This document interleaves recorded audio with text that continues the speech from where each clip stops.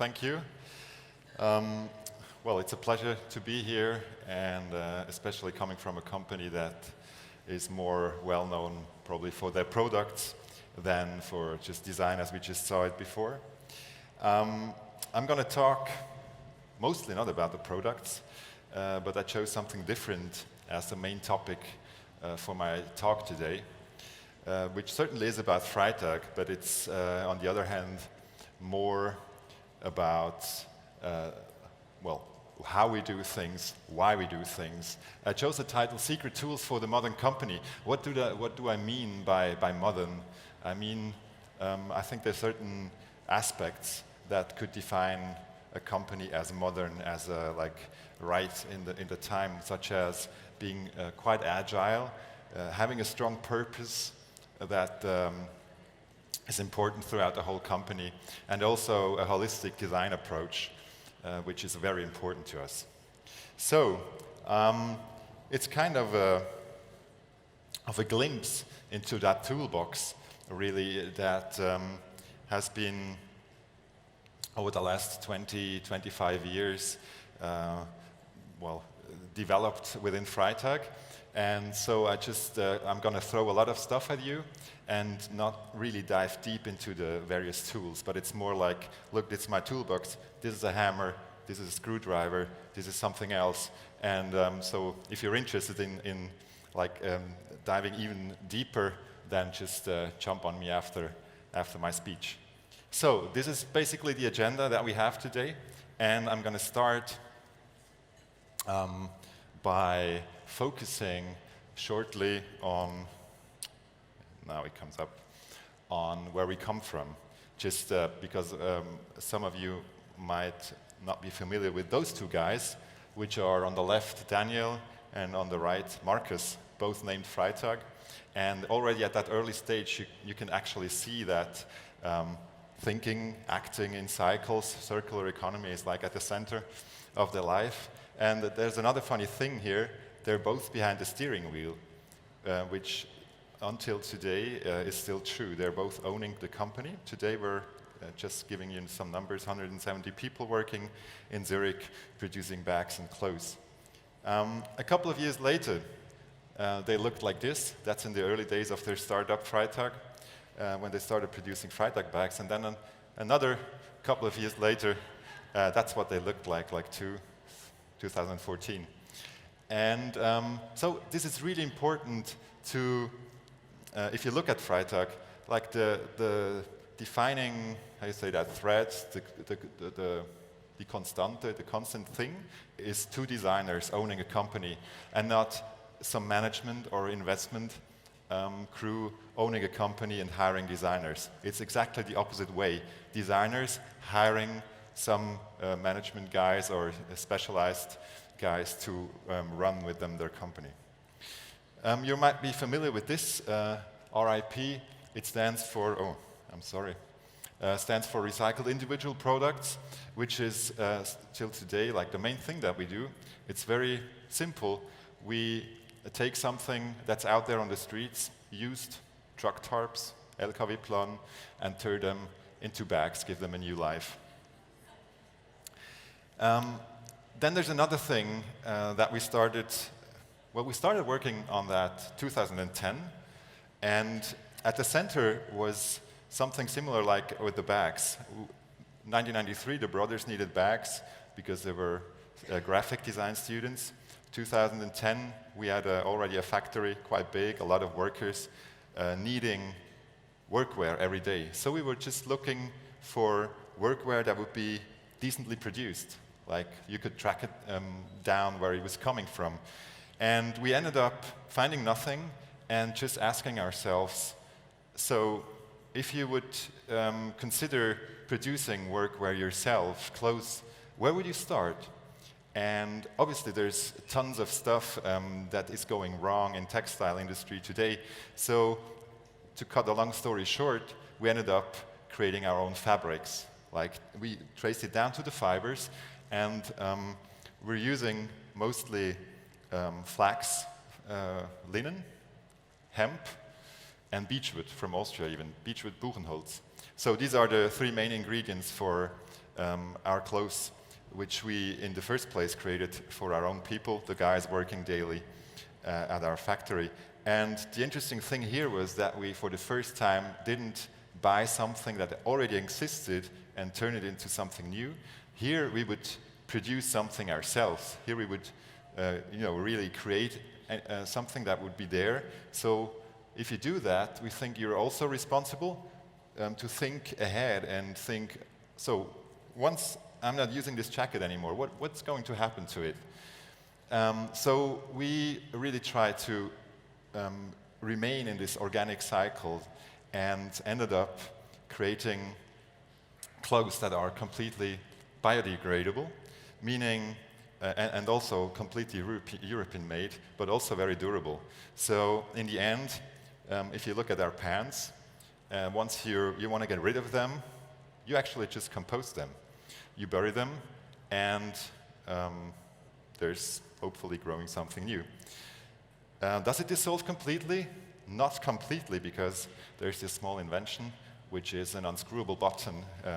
So you can take that off and hand it on to your, I don't know, children, grandchildren, and that's how it works, basically.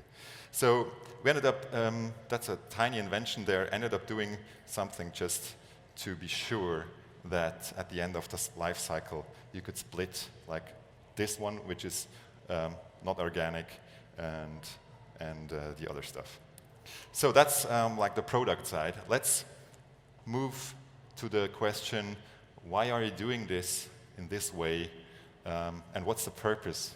As I said in the beginning, what's the purpose behind your company? So if we zoom in on that, the purpose for the moment is quite clumsy, and that's as it stands in our organization, Zukunfts- und kreislauffähige Lösungen für die urbane Individuallogistik. So if I translate that to English, it's probably, or I boil it down a little, it's probably circular solutions for urban people, and probably for urban people on the move, on the way, because if you stay at home, you don't need no bag, you probably don't even need clothes. But as soon as you're on the road, then it's getting interesting for us, because we think we can provide probably some services or solutions to you. So that's like the overall purpose of our company. And 2 or 3 years ago, we had a carte blanche in a design museum in Lausanne, in the western part of Switzerland. So having a carte blanche means you can do whatever you want, and that's the problem, right? But eventually, we came to the conclusion that it would be interesting to do an exhibition on our attitude, or on the attitude behind Freitag, which in German translates really well in not doing an Ausstellung, but an Einstellung. And so how do you display your attitude? We tried it in 2 ways.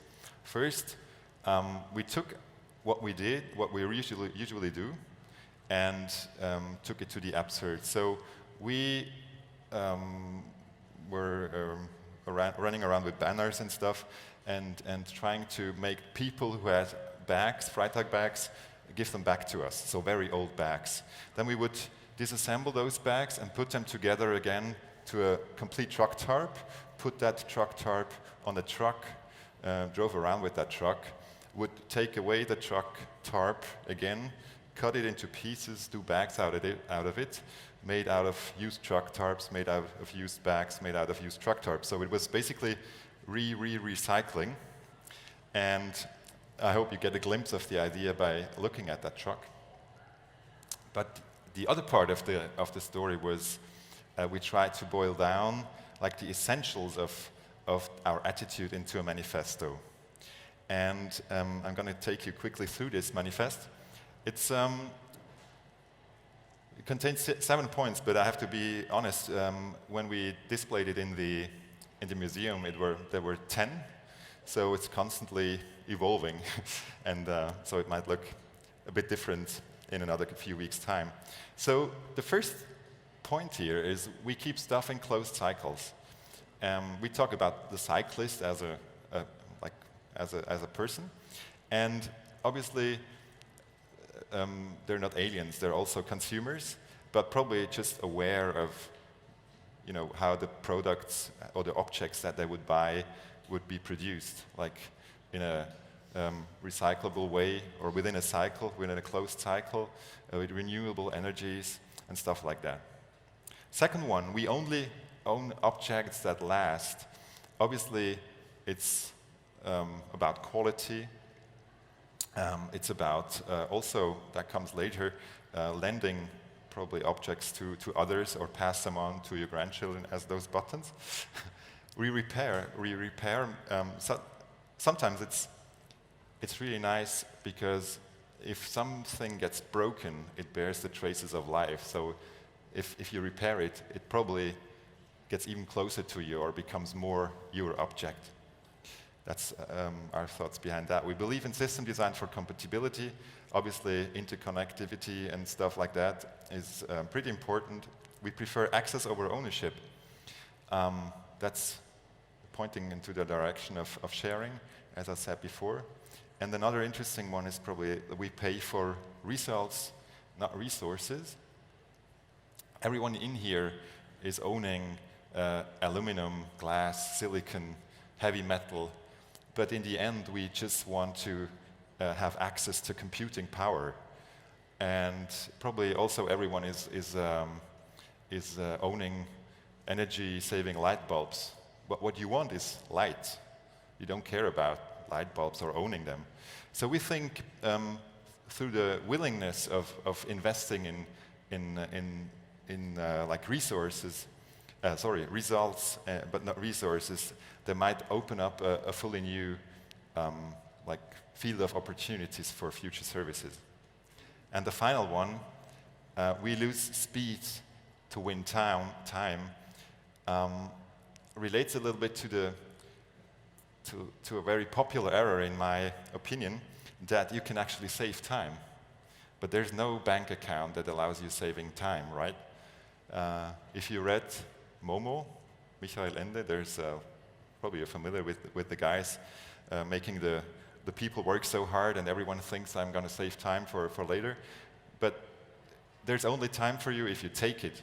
And there's wonderful movement like the slow movements that show you that by losing a little bit of speed, slowing down a little bit, you get a lot more out of your time, a lot more quality, a lot more fun.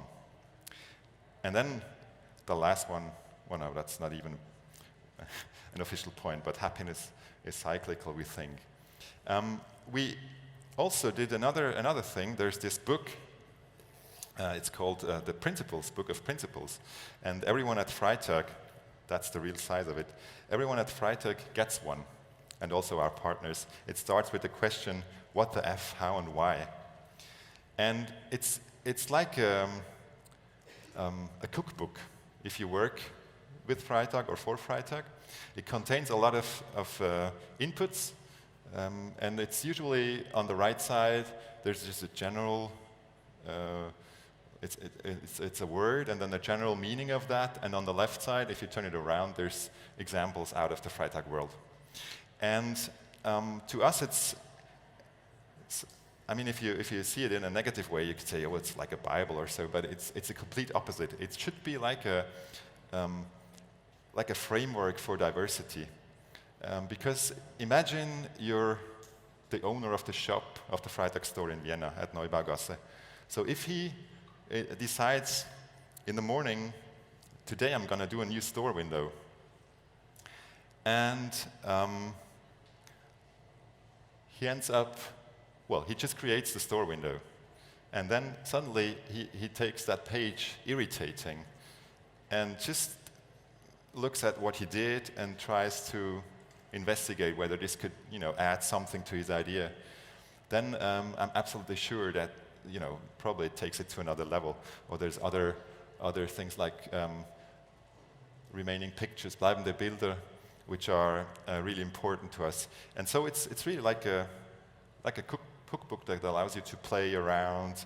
Sometimes you would come up with a concept and just check it afterwards. Can I get some input from this? Or sometimes you do it the other way and create a framework before you actually start working on a concept. Finally, still talking about the purpose, why, and the values. This is our strategy, and I'm just showing it to you because it's also for us the first time that we really wrote down our strategy in a handy way and distributed it to all the people working at Freitag to make sure that everyone gets what we're looking for. So, still speaking of tools, I jump to the next quarter here, and I'm talking about, now you heard about where we're coming from, what our products are, on the upper right there, what our purpose is, the values behind that. So how do we organize ourselves? That's 2014, I think. We were a very, very traditionally organized company, a management that would take most of the decisions, lots of guys somewhere here who would be the specialists, but probably not even there when the management would take the decisions. So we realized that this was some sort of depowerment for brilliant guys, for a lot of brilliant minds that work at Freitag. So this built up to the point where we actually decided just to radically erase the management level. And that was beginning of 2015 when we adapted this. That was our organizational chart. We thought of Freitag as a city because we figured a city is somehow very well connected. You have like a set of rules that make the city work. But then within those rules, there's lots of buildings, services and stuff that constantly evolve. So we really wanted to empower people, give them back the ability to take decisions and to create their offers. Obviously, this is something that you won't find in an organization book. So there were a lot of things around that we just developed ourselves, which was quite exhausting. I was one of the main drivers of this change, and it was very interesting. But on the other side, we were constantly on the lookout. Isn't there something like that we could adapt? Because there must be other people. Make up their minds and try to change things like we want to change them. And we ended up finding Holacracy. Is someone familiar with Holacracy? Yeah, very few. So basically, you take the company and you define roles that are necessary for your to make your company work. And the role means each role has a purpose which is necessary for your company. And behind that purpose, there's a set of accountabilities which define what decisions a role can take or has to take. So that's the state, I think, that probably was last week. This is how Freitag looks today.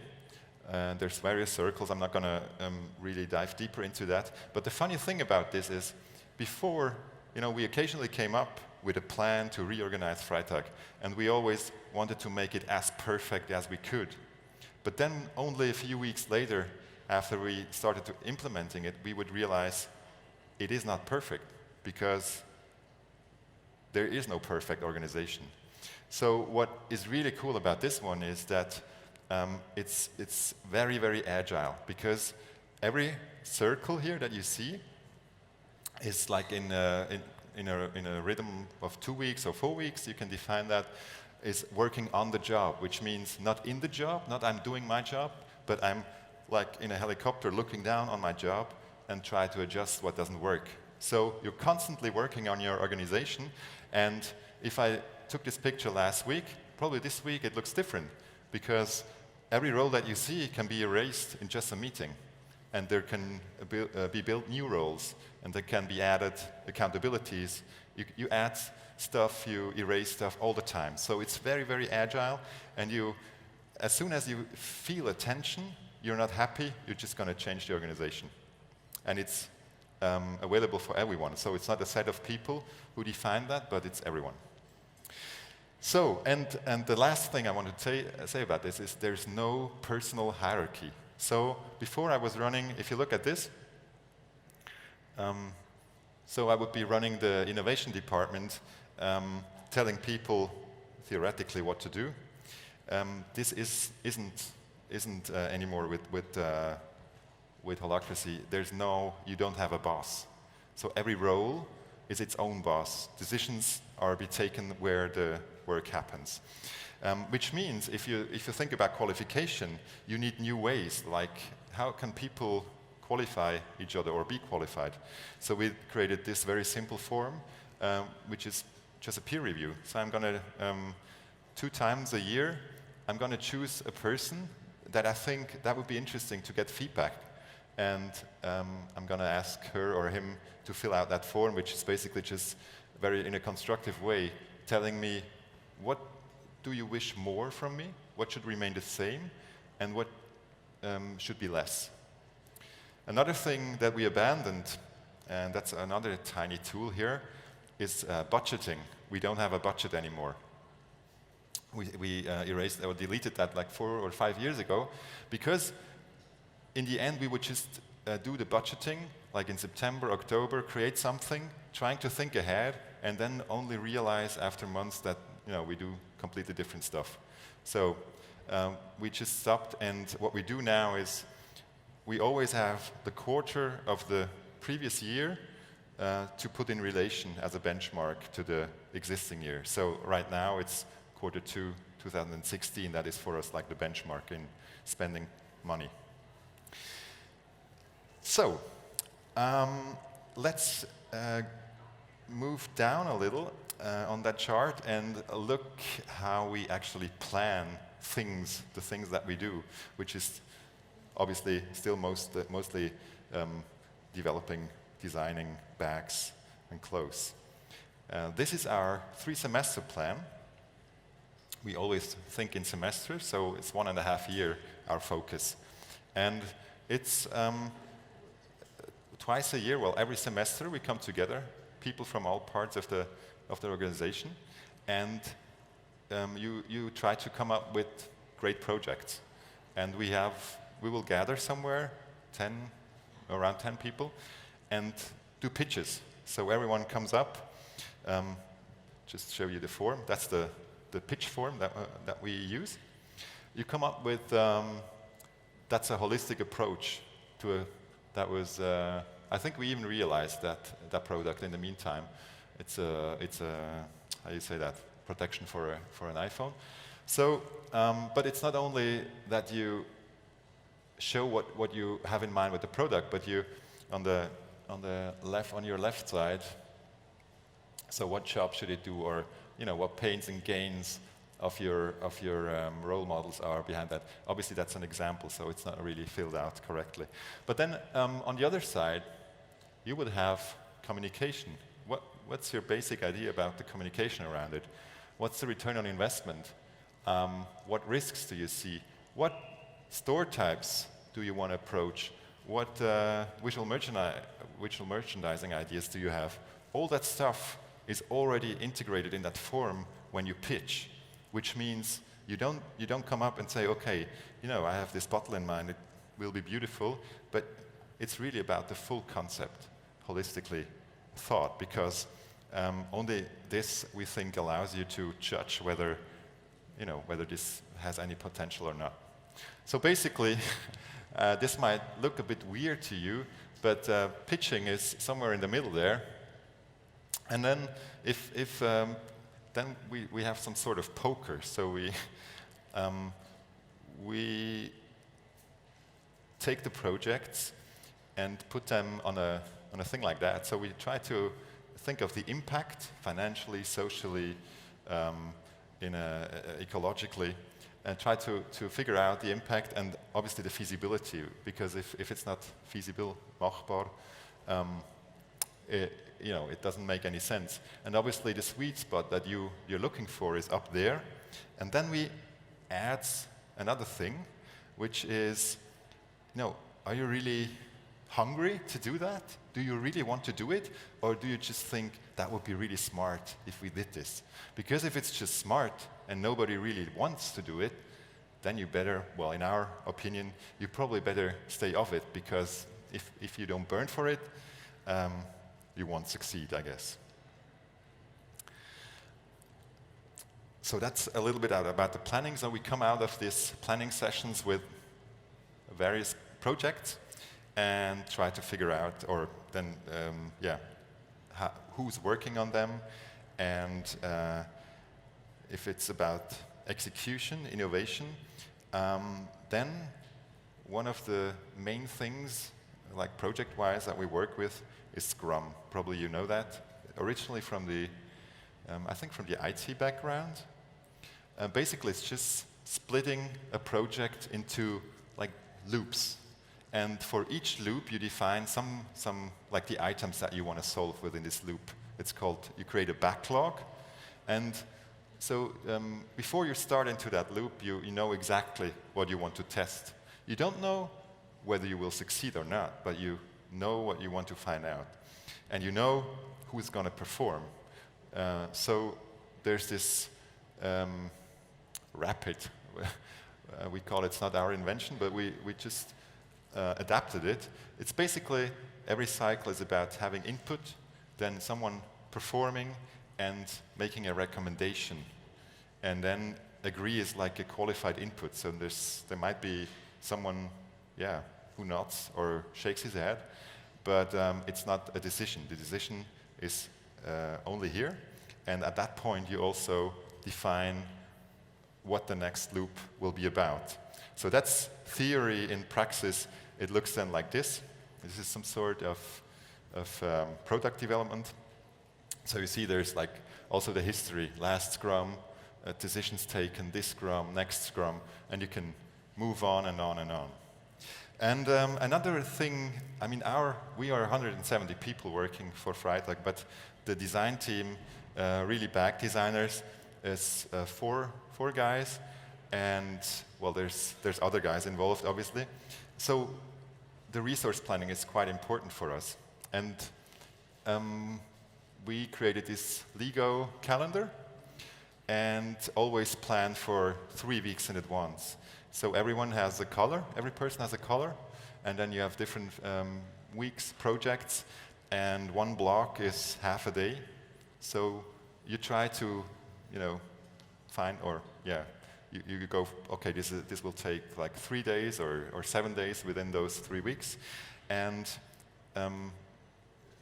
in retrospective, you then know exactly, okay, this is what we planned, this is what I really invested, and most of the time, obviously, it's like we think it goes faster than it actually is. So we tend to underestimate the work that is necessary.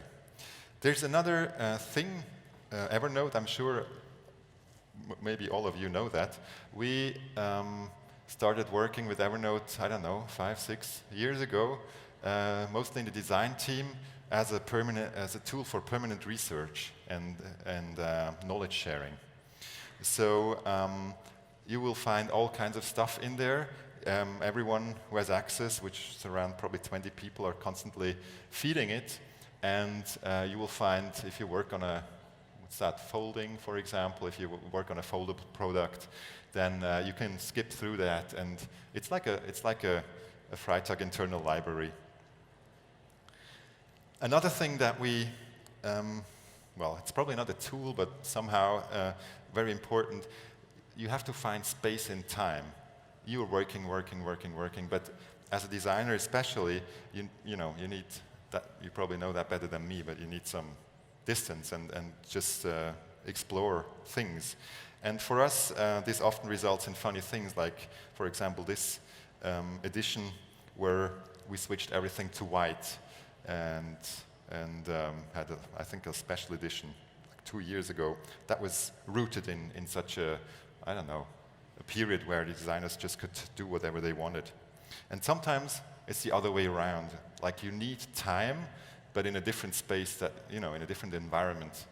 And we're very lucky to have a formal workshop in the middle of Zurich, where we can often just go there to whatever, do some work where you need some fresh air and stuff. So I'm trying to be very tight on my time budget.